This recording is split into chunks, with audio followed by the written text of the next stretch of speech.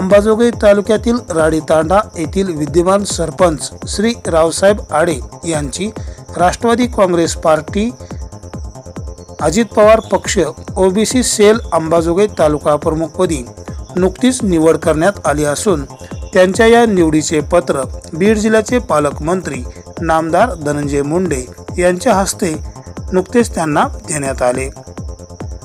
त्यांच्या या निवडीबद्दल अंबाजोगाई कृषी उत्पन्न बाजार समितीचे सभापती व राष्ट्रवादी काँग्रेस पार्टीचे जिल्हा अध्यक्ष ॲडव्होकेट राजेश्वर चव्हाण, अंबाजोगाई तालुका अध्यक्ष राजेभाऊ अवताडे यांच्यासह राष्ट्रवादी काँग्रेसच्या असंख्य कार्यकर्त्यांनी व नेत्यांनी श्री रावसाहेब आडे यांच्या निवडीबद्दल अभिनंदन करून त्यांचा सत्कार करण्यात आला।